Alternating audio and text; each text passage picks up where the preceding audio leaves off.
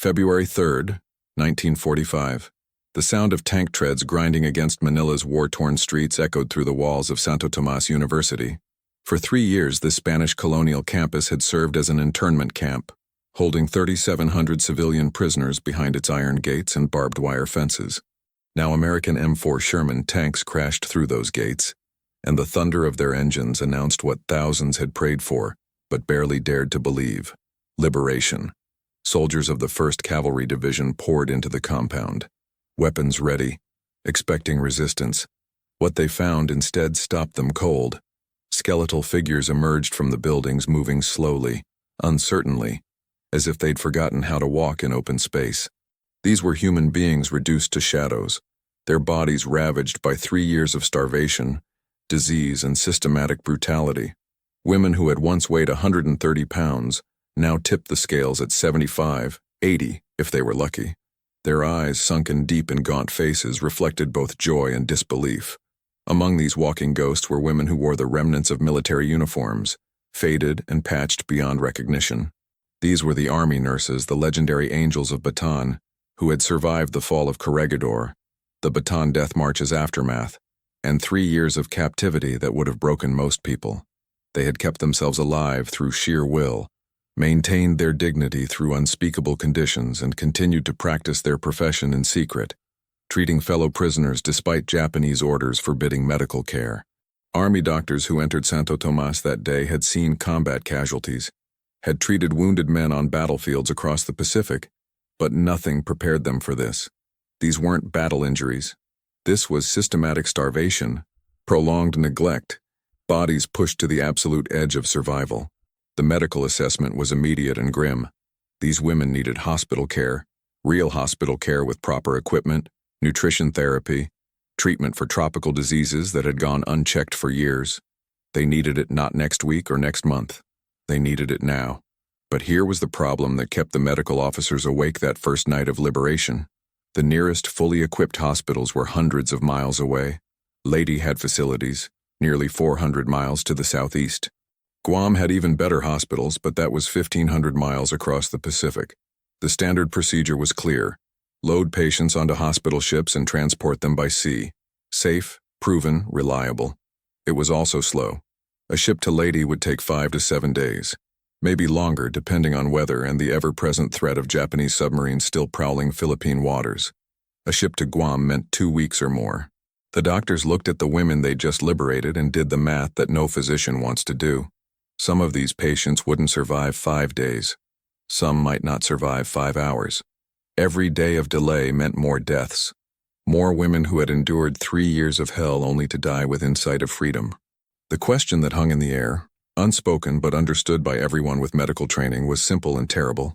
How do you evacuate hundreds of critically ill women when every hour counts and the only available transport takes days? In the chaos of liberation, as medical personnel worked frantically to stabilize patients and coordinate evacuations, no one imagined that the solution would come from what military brass would initially dismiss as a foolish idea: an improvisation so simple and so radical that it would revolutionize military medicine and go on to save over 1 million lives before the war's end. To understand why these women mattered so much, why their rescue became a turning point in military medical history, you need to know their story. You need to understand who the Angels of Bataan were and what they had survived. December 7th, 1941. The same day that Japanese aircraft struck Pearl Harbor, other Japanese forces attacked the Philippines. Within hours, Clark Field and other American air bases were destroyed. Within days, Japanese troops were landing on Luzon's beaches.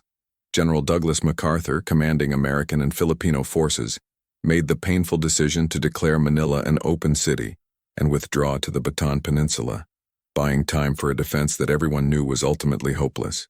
Among those who evacuated to Bataan were 77 Army nurses, women who had been stationed at Sternberg Hospital and other Manila medical facilities. They were professional military nurses, trained and experienced, but nothing in their training had prepared them for what came next. As American and Filipino forces fought a desperate delaying action against overwhelming Japanese numbers, these nurses found themselves running field hospitals under conditions that defied description. They worked in the jungle, in makeshift facilities with dwindling supplies, treating thousands of wounded men as the defensive perimeter slowly collapsed.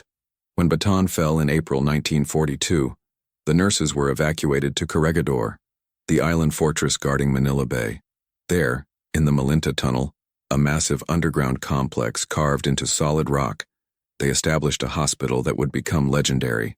The Malinta Tunnel Hospital was a nightmare of noise, darkness, and death. The tunnel amplified every sound. The constant bombardment from Japanese artillery, the screams of wounded men, the drip of water from the rock ceiling. The air was thick with humidity, the smell of blood and antiseptic and fear. The nurses worked 12-hour shifts that often stretched to 18 or 20 hours, treating casualties under the light of flickering bulbs that threatened to go out every time a shell hit close. They had no fresh food, no clean water, supplies that dwindled daily. They performed surgery with instruments sterilized in boiling seawater. They changed dressings with bandages washed and reused until they fell apart. They held the hands of dying boys who called for their mothers and tried to give comfort when they had no medicine left to give relief. May 6, 1942. Corregidor surrendered. The nurses, along with thousands of American and Filipino troops, became prisoners of war. For the nurses, this was unprecedented. They were the first American military women ever captured in combat, and no one, including the Japanese, quite knew what to do with them. Initially held at Santa Catalina Convent in Manila, the nurses were eventually moved to Santo Tomas, joining the civilian internees already imprisoned there. The Japanese command seemed uncertain how to classify them. Were they combatants? Medical personnel? The Geneva Convention theoretically protected medical staff, but the Japanese had their own interpretation of international law, and it rarely favored prisoners. What followed were 3 years that tested human endurance beyond any reasonable limit. The Japanese provided minimal rations, and those rations decreased as the war turned against them. By 1944, prisoners at Santo Tomas were receiving roughly 700 calories per day, less than a third of what an adult woman needs to maintain basic health. Starvation became the constant companion, the background reality that colored every moment of every day. But starvation was just the beginning. Malaria swept through the camp in waves. Dysentery became endemic. Beriberi, caused by vitamin B deficiency, left prisoners with swollen legs and damaged hearts. Tuberculosis found fertile ground in weakened bodies living in close quarters. The Japanese provided almost no medical supplies, forbade the nurses from practicing medicine, and punished any attempt to maintain organized medical care. The nurses defied these orders. In secret, using supplies smuggled in by sympathetic Filipino civilians or improvised from whatever they could find, they continued to treat their fellow prisoners. They diagnosed diseases by observation alone, having no laboratory facilities. They performed minor surgeries with smuggled scalpels. They created medications from local plants, following half-remembered formulas and desperate experimentation. They kept people alive through knowledge, skill, and sheer determination. The psychological toll was immense. They watched friends die of preventable diseases. They endured the constant threat of violence from guards who could beat or kill prisoners on a whim. They lived with the knowledge that the Japanese had executed prisoners at other camps, that massacre was always a possibility. They survived on hope that grew thinner with each passing month, each year that the war dragged on. Yet they maintained discipline. They held themselves to military standards even when their uniforms became rags. They supported each other through the darkest moments, creating a community of survival. And somehow, impossibly, all 77 nurses survived. Not all prisoners were so fortunate. Hundreds died in Santo Tomas during those 3 years. Their bodies weakened beyond recovery, their spirits finally broken. But the nurses, perhaps because of their medical knowledge, perhaps because of their military training, perhaps because of something indefinable in their collective character, refused to surrender to death. By February 1945, when the tanks crashed through the gates, these women had lost an average of 50 to 60 pounds each. They suffered from multiple tropical diseases, malnutrition-related conditions, and psychological trauma that would take years to process. But they were alive, and they were about to become the catalyst for a revolution in military medicine. The liberation of Santo Tomas was just the beginning. 20 days later, on February 23rd, American forces executed one of the most daring rescue operations of the entire war, the raid on Los Baños internment camp. Los Baños sat 40 miles south of Manila, on the shore of Laguna de Bay, the Philippines' largest lake. The camp held 2,147 prisoners, many of them in even worse condition than those at Santo Tomas. Intelligence reports reaching American commanders were alarming. The Japanese garrison at Los Baños, cut off and facing defeat, had received orders to execute all prisoners before retreating. The massacre could happen any day. The rescue plan was audacious, combining 3 different forces in a precisely timed operation.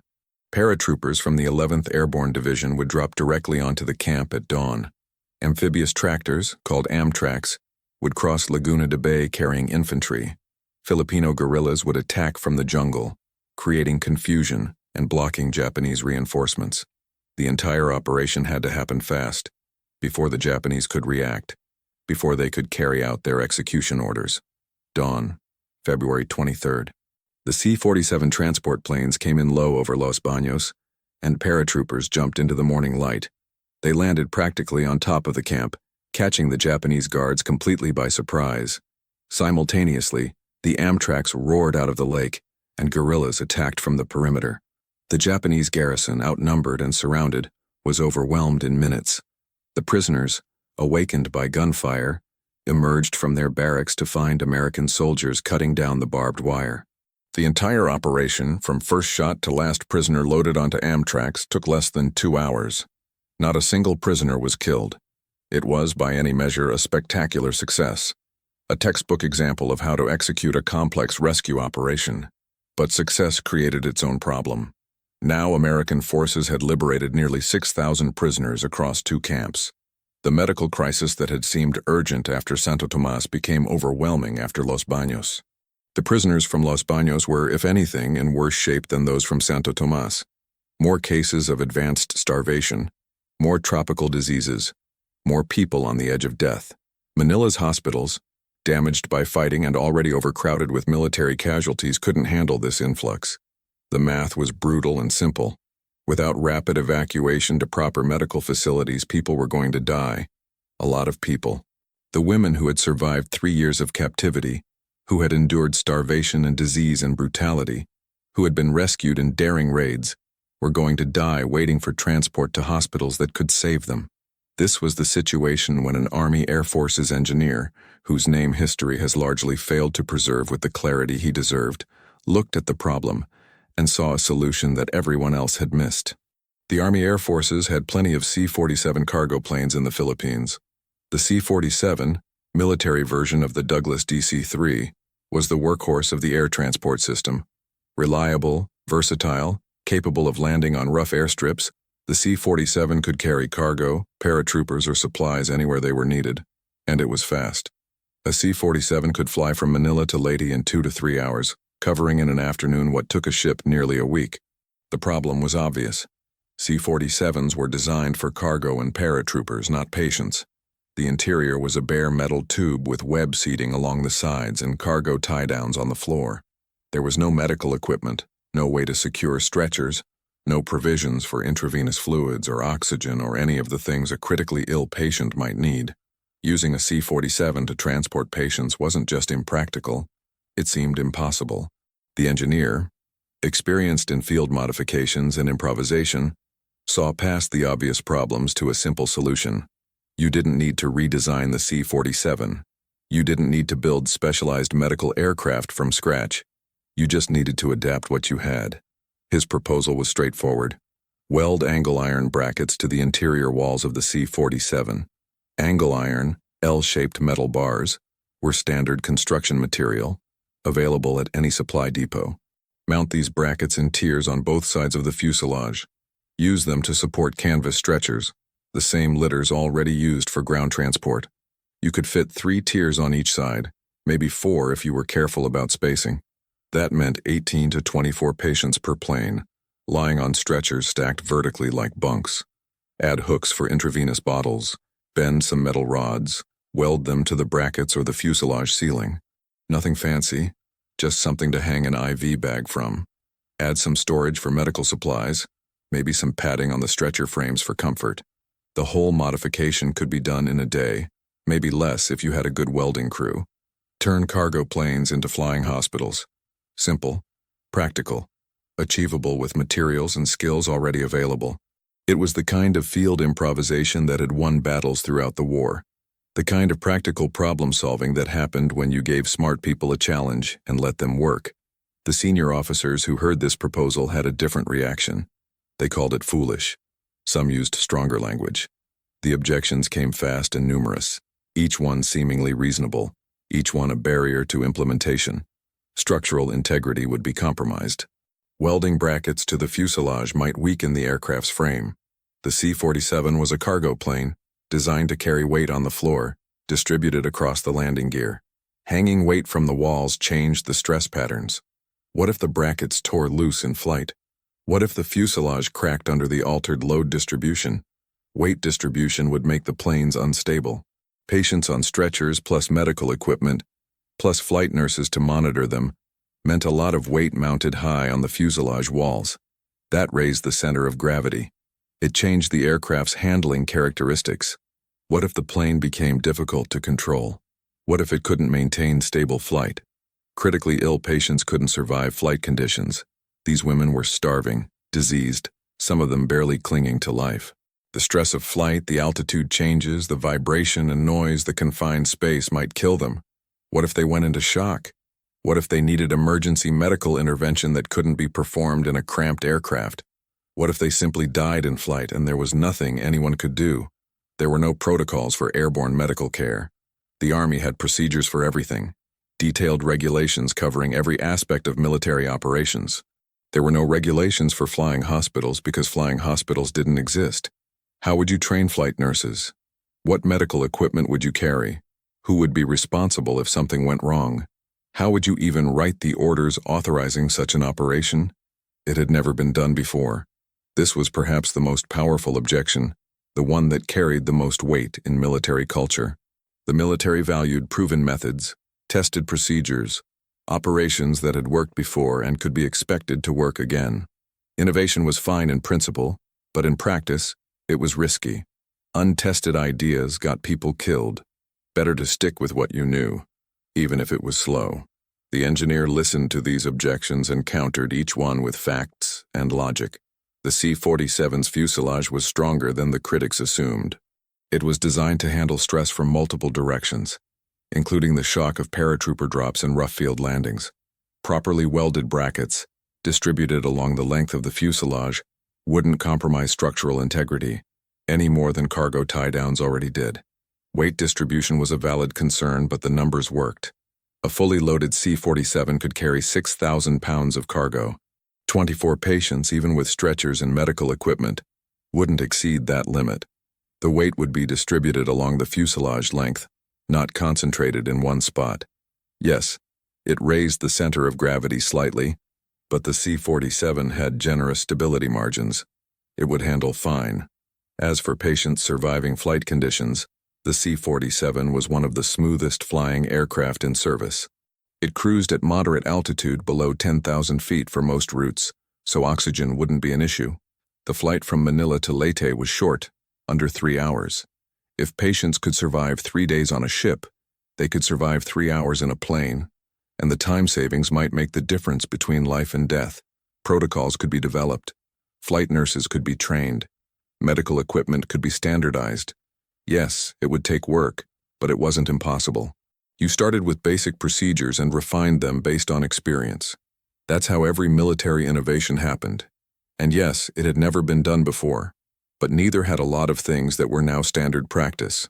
Someone had to be first. Someone had to take the risk. The alternative was watching women die when you had the means to save them.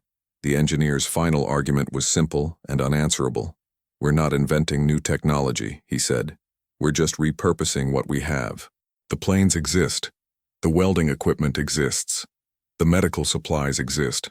All we're doing is putting them together in a new way. And if it doesn't work, we're no worse off than we are now. But if it does work, we save lives. Isn't that worth trying?" Field commanders, looking at the desperate conditions in the liberated camps, looking at women who had survived 3 years of hell and deserved every chance at survival, made the decision. Approve a trial. Modify one C-47 and attempt one flight. If it worked, they'd do more. If it failed, well, at least they'd tried. The order went out. Make it happen. Welding crews worked through the night. They measured and cut angle iron, positioning brackets carefully along both sides of the C-47's interior. The welding torches flared in the darkness, sparks cascading as metal fused to metal.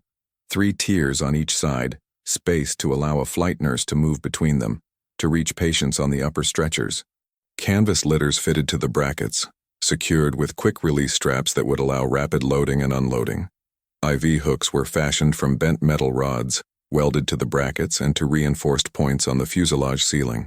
Storage nets were strung for medical supplies, bandages, medications, the limited equipment that might be needed in flight. Some padding was added to the stretcher frames, not much, but enough to provide minimal comfort.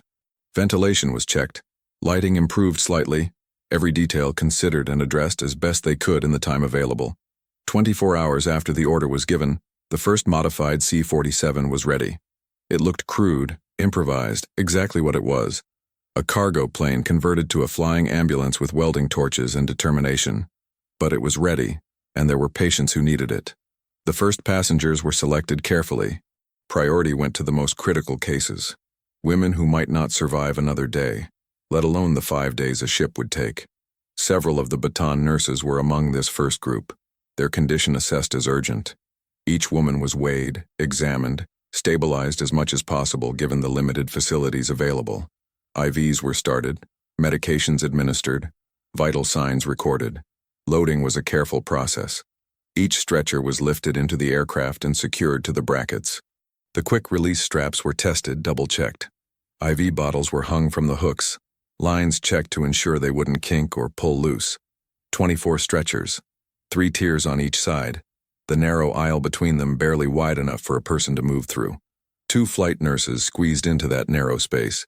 They would monitor the patients during flight, change IV bottles, check vital signs, provide whatever care was possible in the cramped confines. They had minimal equipment, stethoscopes, blood pressure cuffs, some emergency medications, bandages. If something went seriously wrong, there wasn't much they could do. But they were trained, experienced, and determined to do their best. The pilot and co-pilot ran through their pre-flight checks. The C-47 was heavier than usual, the weight distribution slightly different, but everything was within acceptable parameters. The engines started with their characteristic roar, the propellers spinning up to speed. Ground crew gave the thumbs up. The pilot released the brakes, and the C-47 began to roll. Takeoff was smooth. The plane lifted off the runway without difficulty, climbing steadily into the morning sky. Inside, the flight nurses watched their patients anxiously, looking for any sign of distress. The women on the stretchers, many of them too weak to speak, stared at the metal ceiling inches above their faces or closed their eyes against the unfamiliar sensation of flight. The route to Leyte took them southeast over the Philippine Islands, over mountains and jungle and the blue waters of the Philippine Sea. The pilot kept the altitude moderate, the flight as smooth as possible. Even so, there was turbulence. Air currents over the mountains made the plane buck and sway. The welded brackets creaked but held. The stretchers shifted slightly in their straps but stayed secure. In the narrow aisle, the flight nurses worked. They moved from patient to patient, checking pulses, adjusting IV drips, offering water to those who could drink, words of comfort to those who were frightened. Many of the women had never flown before. The noise, the vibration, the sensation of being airborne was terrifying to people already traumatized and weakened. The nurses held hands, spoke soothingly, did what they could to ease the fear. One IV bottle ran dry. The nurse, working in the cramped space, reached up to the hook, removed the empty bottle, hung a fresh one, adjusted the drip rate. It was awkward, difficult, but it worked. Another patient showed signs of distress, breathing rapid and shallow. The nurse checked her vital signs, administered oxygen from a portable bottle, monitored her until she stabilized. Crisis managed, barely, but managed. 2 hours and 45 minutes after takeoff, the C-47 began its descent into Tacloban airfield on Leyte. The landing was gentle, the pilot bringing the plane down with care. As the aircraft rolled to a stop, ambulances were already waiting, their crews ready to unload the patients. The stretchers came out one by one, transferred quickly but carefully to the waiting ambulances.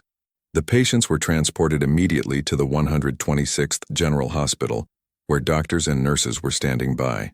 The medical staff examined the new arrivals, amazed at what they saw. These women had just flown nearly 400 miles in a converted cargo plane. By all conventional wisdom, the stress should have worsened their condition, maybe even killed some of them. Instead, they were alive and stable. Their vital signs were reasonable. They had survived the flight without significant complications. What should have been a 5-day sea voyage with all its risks and delays had taken less than 3 hours. The time savings was dramatic. The implications were staggering. The flight surgeon filed his report that evening. Aeromedical evacuation using modified C-47 aircraft is feasible and advisable for continued use. Patients tolerated flight well. No significant complications observed. Recommend immediate expansion of program. The engineer's foolish idea had worked. The critics who had called it reckless, dangerous, impossible were proven wrong. The orders went out immediately. Convert more C-47s, establish regular evacuation flights, develop standardized procedures, train more flight nurses, scale up the operation as quickly as possible. What happened next was a revolution in military medicine compressed into a few short months. The success of that first flight opened the floodgates. Dozens of C-47s were pulled from cargo duty and sent to modification facilities. Welding crews, now working from standardized plans, could convert a plane in less than a day. By mid-March, 50 modified aircraft were operating regular evacuation flights from the Philippines. The routes expanded rapidly. Manila to Leyte remained the primary route, but flights also went directly to Guam, a longer journey but one that delivered patients to even better hospital facilities. From Guam, the most critical cases could be flown onward to Hawaii, and from Hawaii to hospitals in California. A journey that would have taken weeks by ship could now be completed in days. The system was refined continuously based on operational experience. Oxygen systems were added for flights that needed to cross mountains at higher altitude. Better padding and shock absorption improved patient comfort. Heated blankets were provided for cold weather routes. The IV systems were improved, making them easier to manage in flight. Medical supply storage was reorganized for better access. Some larger C-54 aircraft, the military version of the Douglas DC-4, were modified to carry 36 or more patients. These became flying hospitals in a more literal sense, with more space for medical equipment and multiple flight nurses.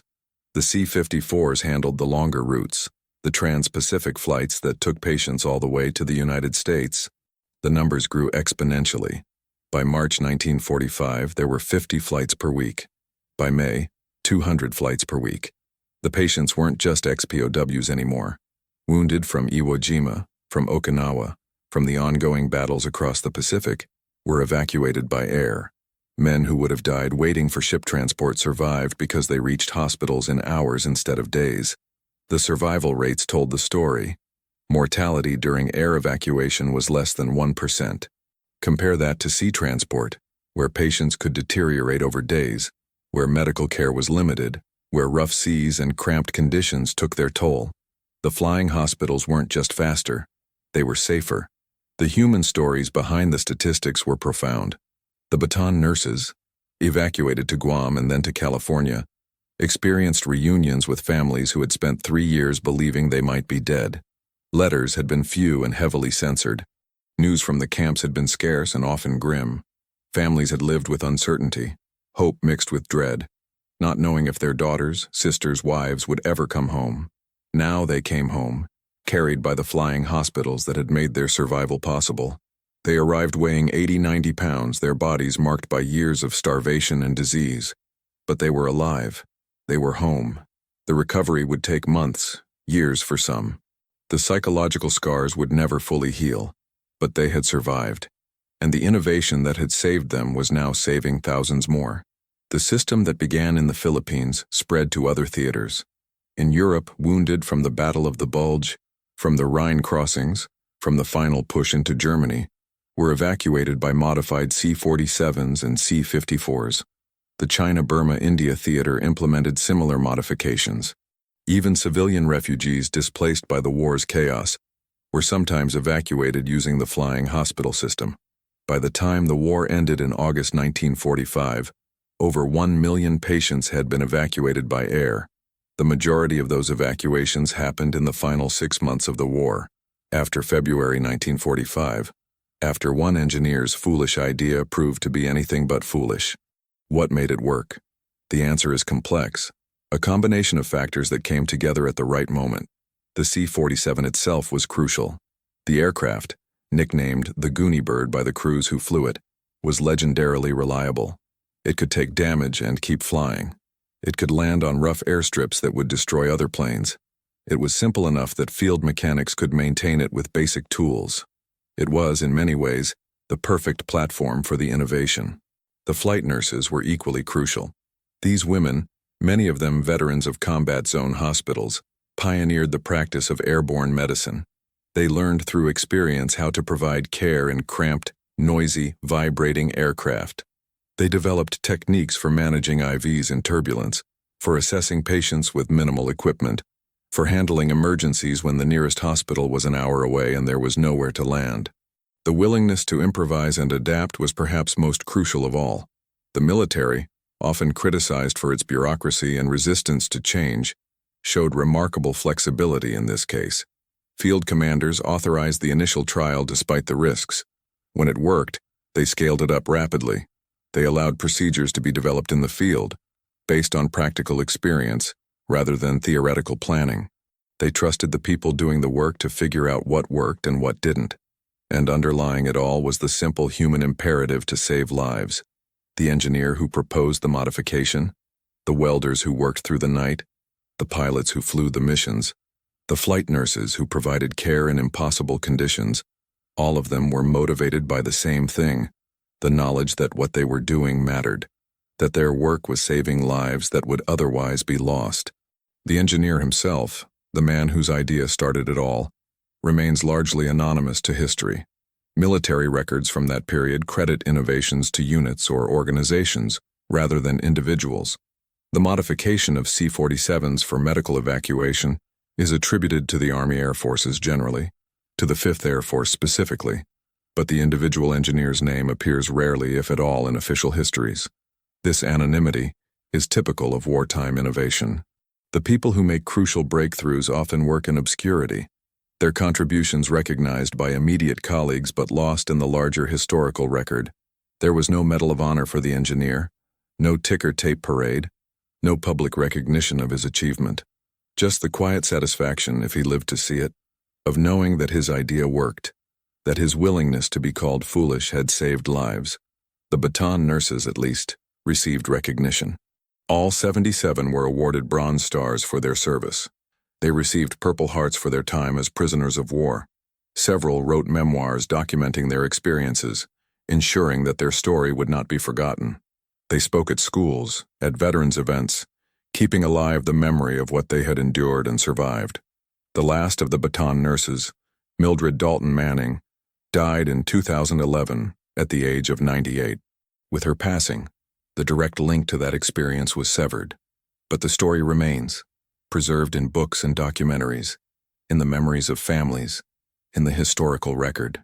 Their story is a testament to human resilience, to the capacity to endure unimaginable hardship and emerge, if not unscathed, at least unbroken. And their story is inseparable from the innovation that saved them. The flying hospitals that evacuated them from the Philippines were the direct result of one engineer's willingness to look at a problem differently, to propose a solution that others dismissed, to push forward despite being called foolish. The legacy of that decision extends far beyond World War II. Air evacuation became standard military doctrine in the immediate post-war period. The lessons learned in those final months of the war were codified into regulations, training programs, operational procedures. Dedicated air ambulance units were established. The C-47s continued in medical roles through the 1950s, gradually replaced by more modern aircraft but never forgotten. The Korean War, beginning in 1950, saw the next evolution. Helicopter medevac, the use of helicopters to evacuate wounded directly from the battlefield, was pioneered during that conflict. The helicopters were a direct descendant of the flying hospital concept. Use aircraft to move patients quickly, get them to definitive medical care before their injuries become fatal. The MASH units, mobile Army surgical hospitals, relied heavily on helicopter evacuation. The survival rate for wounded who reached MASH units was over 97%, a figure that would have been impossible without rapid air evacuation. Vietnam saw the concept refined further. The dust-off helicopter ambulances became iconic, their crews flying into hot landing zones under fire to evacuate wounded. The average time from battlefield injury to hospital treatment was under 1 hour. That speed saved thousands of lives. Soldiers who would have died in previous wars survived because they reached surgeons while there was still time to save them. The principle established in February 1945, that speed saves lives, that getting patients to definitive care as quickly as possible improves outcomes, became the foundation of modern trauma medicine. It applies not just to military medicine but to civilian emergency care. Life flight helicopters, air ambulances that transport critical patients between hospitals, operate on the same principle. Every major city has them now. Every trauma system relies on them. The COVID-19 pandemic demonstrated the concept's continued relevance. When hospitals in one region were overwhelmed, critically ill patients were evacuated by air to facilities with available capacity. The logistics were complex, the medical challenges significant, but the underlying principle was the same one that engineer recognized in 1945. Sometimes the best treatment is rapid transport to where treatment is available. Space medicine, the study of how to provide medical care in the extreme environment of space, draws on lessons learned from confined space medical care in aircraft. The International Space Station has medical facilities designed using principles developed from decades of aeromedical evacuation experience. If humanity ever establishes permanent bases on the Moon or Mars, the medical systems will owe a debt to that engineer who first figured out how to turn a cargo plane into a flying hospital. The irony is profound and worth contemplating. What colleagues mocked as foolish in February 1945 became standard practice worldwide within months. What was dismissed as reckless is now taught in military medical schools as a case study in innovation. The modification that critics said would compromise aircraft safety is now recognized as one of the most important advances in military medicine of the 20th century. The engineer's name may be largely forgotten, lost in the incomplete records of wartime innovation, but his impact endures in every life flight helicopter that takes off, in every rapid medical evacuation that saves a life, in every trauma system that prioritizes speed of treatment. The legacy is measured not in monuments or medals but in lives saved, in the million patients evacuated by air before the war ended, in the millions more saved in the decades since.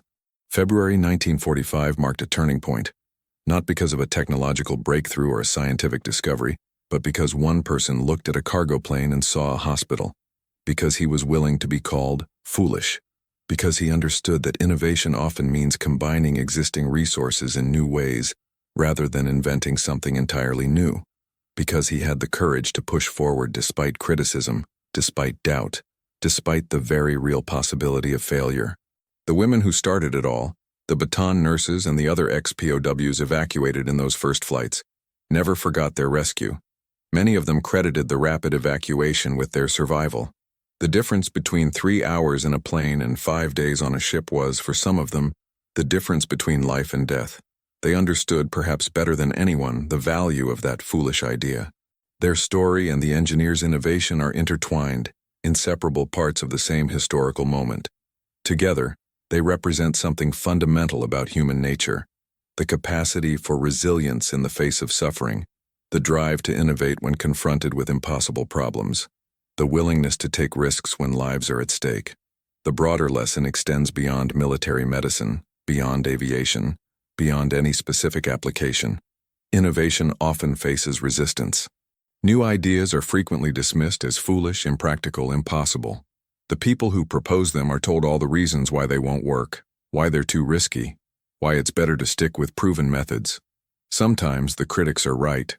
Sometimes the foolish idea really is foolish, but sometimes the foolish idea is the one that changes everything. Sometimes the person willing to be called foolish, willing to push forward despite criticism, willing to try something that's never been done before, is the person who makes the breakthrough that saves lives, that advances human knowledge, that opens new possibilities. The challenge is knowing the difference, having the judgment to distinguish between genuinely foolish ideas and ideas that are merely unconventional. That judgment comes from knowledge, from experience, from understanding both the problem and the proposed solution deeply enough to assess the risks and benefits accurately. The engineer who proposed modifying C-47s had that judgment. He understood aircraft structure, understood the capabilities and limitations of the C-47, understood the medical requirements well enough to know that his proposal, while unconventional, was sound. He also had the courage to advocate for his idea despite opposition. That courage is often the difference between innovation that happens and innovation that remains theoretical. Good ideas die in committee meetings, killed by risk-averse decision-makers who prefer the safety of established procedures. It takes courage to push back, to argue for trying something new, to accept responsibility if it fails. The field commanders who authorized the trial showed courage too. They could have said no, could have insisted on waiting for proper studies and formal approval processes. They would have been entirely justified in doing so. Instead, they looked at the desperate situation, looked at the potential benefits, assessed the risks and made the decision to try. That willingness to take calculated risks, to authorize unconventional solutions when circumstances demand it, is a crucial element of effective leadership. The welders who worked through the night, the pilots who flew the first missions, the flight nurses who provided care in untested conditions, all of them showed courage. They were implementing an unproven system, knowing that if something went wrong, they would bear the consequences. They did it anyway because the alternative, doing nothing while people died, was unacceptable. This combination of innovation, courage, and moral imperative is what made the flying hospitals possible. Remove any one element and the innovation might never have happened. Without the engineer's insight, no one would have proposed the modification. Without the courage to try it despite criticism, the proposal would have died in planning meetings. Without the moral imperative, the sense that saving these lives mattered enough to take risks, the decision-makers might have chosen the safer path of conventional evacuation. The result was a transformation in military medicine that rippled forward through decades. The flying hospitals of World War II led to the helicopter medevacs of Korea and Vietnam, to the sophisticated aeromedical evacuation systems of modern militaries, to the civilian air ambulances that are now standard in trauma care. Each evolution built on the foundation laid in February 1945, when one engineer's foolish idea proved to be visionary. Standing at Tacloban Airfield today, you can imagine that first C-47 landing, the ambulances rushing forward, the stretchers being carefully unloaded. The airfield is still there, modernized now, but the same piece of ground where history turned. The women who arrived on that first flight, skeletal and weak but alive, went on to recover, to rebuild their lives, to tell their stories. Some returned to nursing, some married, raised families, lived long lives. All of them carried the memory of their rescue, of the improvised flying hospital that had saved them. The engineer, wherever he was, whatever happened to him after the war, had the satisfaction of knowing his idea worked. He had been called foolish, had faced criticism and doubt, had pushed forward anyway, and he had been right. His simple modification, angle iron brackets welded to a cargo plane's interior, had saved lives. Not just the lives of those first 24 patients, but the million who followed, and the millions more in the decades since who benefited from the system he helped create. That is the power of one idea. One person willing to think differently, to challenge conventional wisdom, to propose solutions that others dismiss. That is the legacy of innovation born from necessity, of improvisation under pressure, of the refusal to accept that nothing can be done. That is what happens when someone looks at an impossible problem and sees not the impossibility, but the opportunity. The C-47 taking off from Manila in late February 1945, 24 stretchers secured inside, carried more than patience. It carried proof that the impossible was possible, that innovation could happen in days rather than years, that sometimes the best solution was the simplest one. It carried hope for the women lying on those stretchers, hope that they would survive, that they would go home, that their ordeal was finally over, and it carried forward into history an idea that would save over 1 million lives before the war ended, an idea that would transform military medicine, an idea that began with one engineer willing to be called foolish. In the end, that willingness to be called foolish, that courage to propose the unconventional, That determination to save lives no matter what it took proved to be the wisest thing of all. If this story of courage and innovation moved you, help us share it with others. Hit that like button to support historical content that honors the unsung heroes who changed the world. Not subscribed yet? Join our community by clicking the subscribe button and turning on notifications so you never miss stories like this. Tales of ordinary people who did extraordinary things when it mattered most. And we'd love to hear from you in the comments. What other untold stories from history do you think deserve to be remembered? Your suggestions help us uncover the heroes history forgot. Thanks for watching, and remember, sometimes the most foolish ideas turn out to be the wisest of all.